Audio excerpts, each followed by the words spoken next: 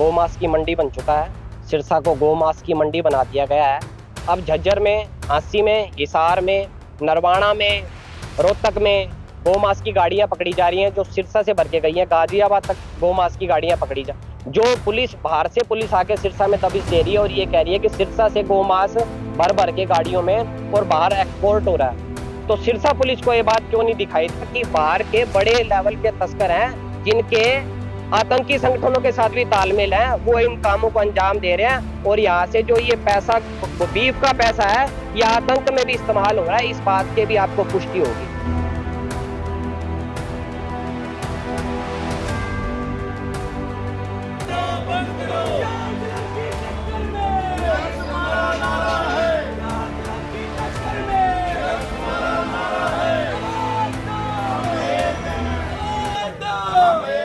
गोमांस की मंडी बन चुका है। सिरसा को गोमांस की मंडी बना दिया गया है। बड़े स्तर पे गोमांस का एक्सपोर्ट यहाँ से हो रहा है। हमने 14/6/2021 को गोमांस का एक भंडार यहाँ अड्डा रोडी में पकड़ा था। पुलिस ने उस पर 28/6 को एफआईआर दर्ज की थी और सिरसा पुलिस ने वो एफआईआर कैंसिल कर दी।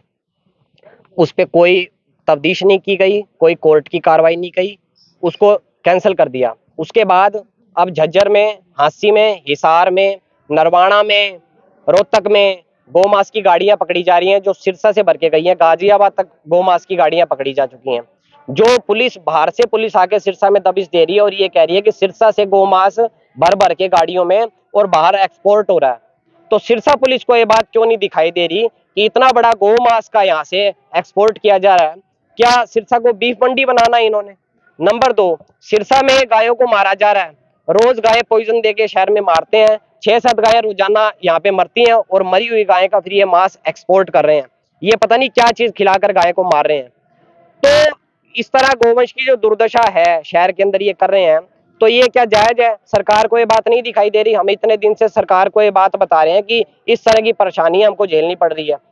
गायों को, जो मरी हुई गाय है उसका खाल चमड़ा उतारा ही क्यों जाए? हम ये कहते हैं कि या तो गाय को दबाओ, मरी गाय को दबाना चाहिए, या फिर कोई इलेक्ट्रिक विधि लाओ, इलेक्ट्रिक विधि से इसका संस्कार हो। हम गाय को, हमारी संस्कृति है, हमारा धर्म है, हमें अधिकार दिया गया है, धर्म का अधिकार है, स्वतंत्रता का अधिकार है, समानता का अधिकार है। सारे अधिकार खत्म करना चाहते हैं ये। तो मैं ये कहता हूं कि एक व्यक्ति जो कोर्ट के अपना एफआईआर दर्ज करवा दी और कोर्ट उस पे बात करेगी, हम कोर्ट में अपने बात का प्रूफ रखेंगे और कोर्ट जो कहेगी वो मानने को तैयार है। पर इन्होंने तो बाबा साहब के संविधान को ही खत्म करने का प्रयास कर रहे हैं ये। तो अभी कानून का कोई मतलब ही नहीं रह गया। इसका मतलब तो हरियाणा गौ संरक्षण गौ संवर्धन एक्ट के तहत कार्रवाई हो, हम साथ हैं। ये राम और कृष्ण की धरती है, ये बाबा नानक की धरती है, ये मंगल पांडे की धरती है, ये भगत सिंह का देश है। यहाँ ऐसी तानाशाही नहीं चलेगी। आप किस आधार पे कह रहे हैं कि सिरसा से जो है गोमांस की तस्करी होती है, निर्यात होता है? किन आधारों पे आप कह रहे हैं? क्या एविडेंस क्या है आपके पास? सिरसा से हमने एक गोमांस का भंडार पकड़ा था गांव चौबुर्जा में, जहां पे बर्फ में लगाकर 50 कुंटल करीब गोमांस इन्होंने रखा हुआ था और उसको पकड़ने के बाद एफआईआर भी दर्ज हो गई। उसके बाद वो एफआईआर कैंसिल होने के बाद अब वो मामला दोबारा चल रहा है। जितनी भी गाड़ियां पकड़ी जा चुकी हैं, सारी गाड़ियों के जितने भी ड्राइवर पकड़े गए हैं या जो तफ्तीश है, बाहर की पुलिस तफ्तीश कर रही है, वो सारी गाड़ियां, सारी तफ्तीश ये बता रही है कि सिरसा से गोमांस भर के गया है और सिरसा का जो गोमांस है वहां पे पकड़ा गया है। तो कहाँ निर्यात हुआ है? गोमांस कहाँ गया है? ये गाड़ियां जो पकड़ी गई है, नरवाना पकड़ी गई है, झांसी पकड़ी गई है, हिसार पकड़ी गई है, झज्जर पकड़ी गई है, गाजियाबाद पकड़ी गई है। हम सबकी एफआईआर आपको साथ देंगे। सब गाड़ियों की एफआईआर है। पुलिस यहाँ आ चुकी है, सारे जिलों की पुलिस यहाँ आ चुकी है और हड्डा रोडी में जिक्र है कि मांस सिरसा से लाया गया। बिल्कुल सारी एफआईआर में ये बात का जिक्र है। बकायदा जो आईडी प्रूफ कुछ ड्राइवर्स के उसमें मिले हैं, जो ड्राइवर्स भी सिरसा के थे, जो गाड़ियां भी कुछ सिरसा की थी और सिरसा से भर के गई थी, सारे प्रूफ मिल चुके हैं। क्या लगता है कहाँ से ये मांस निर्यात होगा? सिरसा की बात करें तो सिरसा में कहाँ ये गोमांस का जो ये जी सिरसा के हटवारे से, सिरसा में एक अवैध हटवारा बना हुआ चौबुर्जा गांव में। ये एक अवैध हटवारा है, लीगल भी नहीं है, इलीगल हटवारा है। इलीगल हटवारे वाले ये काम करते हैं। कुछ लोग बाहर के तस्कर शामिल हैं इसके अंदर, और अगर पुलिस अच्छी तरह से तफ्तीश करे तो पता चलेगा कि बाहर के बड़े लेवल के तस्कर हैं जिनके आतंकी संगठनों के साथ भी तालमेल है, वो इन कामों को अंजाम दे रहे हैं। और यहाँ से जो ये पैसा, बीफ का पैसा है, ये आतंक में भी इस्तेमाल हो रहा है। इस बात के भी आपको पुष्टि होगी। योगेश बिश्नोई। बिश्नोई साहब, चौबुर्जा गांव का मामला बता रहे हैं, वहाँ से वो मास्क का निर्यात होता है, क्या कहना चाहेंगे आप उसी गांव से? मैं तो यही कहना चाहूंगा, अगर हटवारा है तो वहाँ बर्फ का क्या काम है? बर्फ का काम सिर्फ मांस, गौ मांस तस्करी का काम है और कोई काम नहीं।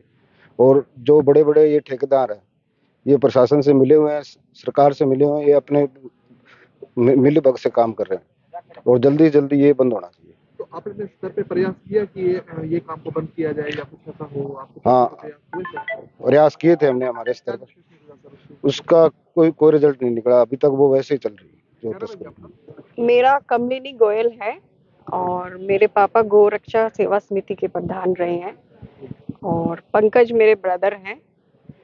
तो क्या लगता है कमलिनी क्या लगता है आपको, किस तरह से ये प्रयास हो रहे हैं गौ मांस का? प्रयास देखिए, ये जो सरकार है बिल्कुल गौओं के खिलाफ है। पिछले दिनों जो लंपी वायरस आया था उसमें भी सरकार की तरफ से कोई मदद हमको नहीं मिली थी।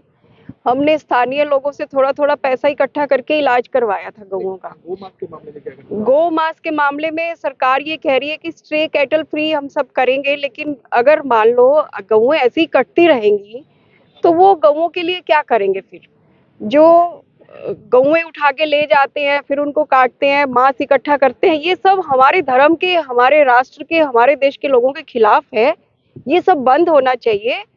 और हमारा जो हिंदू देश है उसमें गौ पूजी जानी चाहिए, कटनी नहीं चाहिए। जिस तरह से चौबुर्जा का मामला सामने आ रहा है, डारोड़ी का ये पूरा मामला है, क्या लगता है प्रशासन की मिलीभगत है? बिल्कुल है, तभी तो कोई कार्रवाई नहीं हो रही। 6 महीने से हम इसके पीछे लगे हैं। FIR दर्ज होती है, कैंसिल हो जाती है, सरकार कोई इसमें सख्त कार्रवाई नहीं कर रही है लोगों के खिलाफ। पकड़े भी हैं अभी तक इस पूरे मामले में चौबुर्जा गांव से? तस्कर हाँ पकड़े गए थे, लेकिन शायद उनको बाद में छोड़ दिया गया ना पंकज भैया? हाँ, उनको छोड़ दिया गया बाद में, कोई उनके खिलाफ कार्रवाई नहीं हुई, जबकि सैंपल में ये सबूत मिल गया था कि ये गौ मासी है, लेकिन उसको भी बयान को झूठा बताया गया और उसके खिलाफ कोई कार्रवाई नहीं की गई।